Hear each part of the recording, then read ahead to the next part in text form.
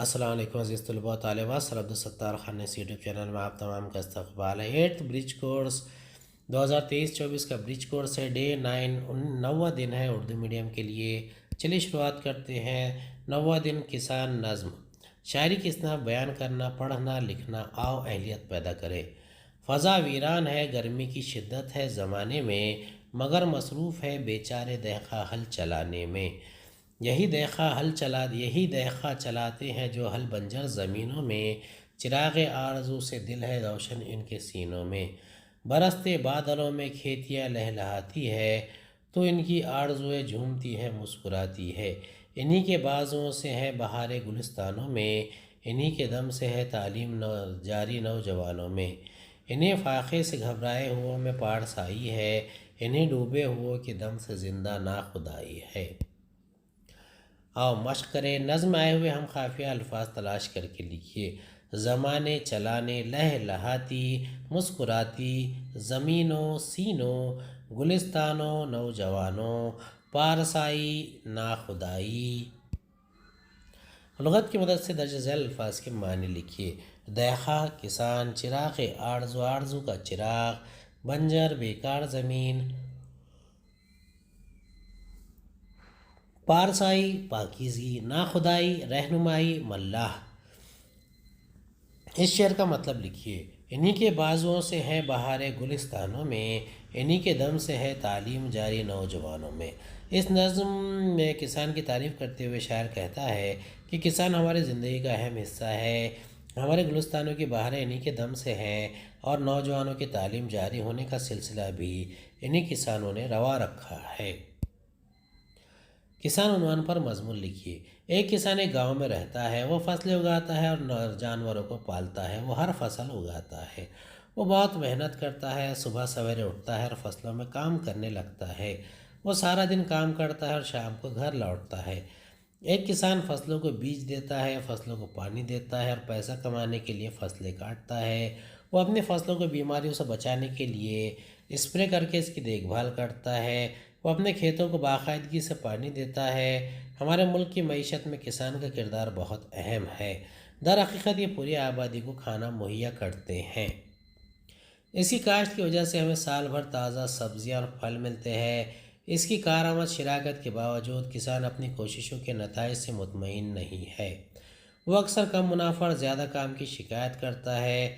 Sugar ملیں گنے کی قیمت وقت پر ادا نہیں کرتی۔ اس طرح وہ اپنی محنت اور سرمایہ کاری کے واجب الادا سے محروم۔ ایک کسان کے لیے اس کی زمینوں کا مطلب ہر چیز ہے۔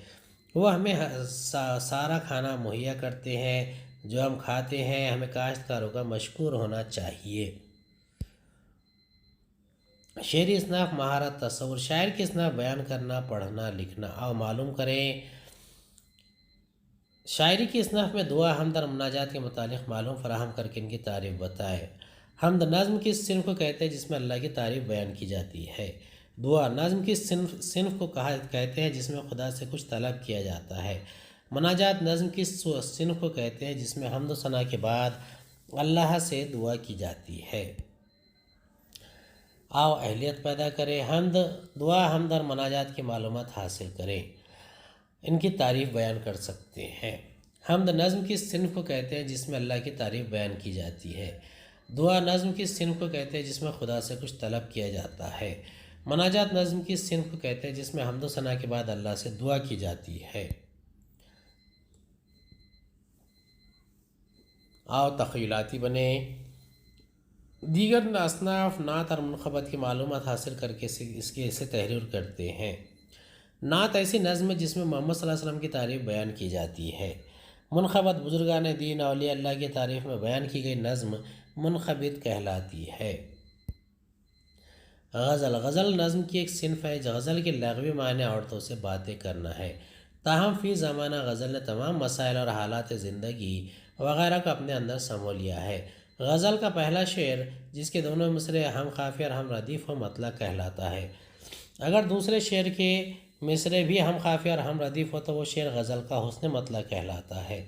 غزل کا آخری شعر جس میں شاعر اپنا تخلص استعمال کرتا ہے مقطع کہلاتا ہے۔ دنیا خوشی میں غم کو بلاتی چلی گئی، اپنا فریب آپ ہی کھاتی چلی گئی۔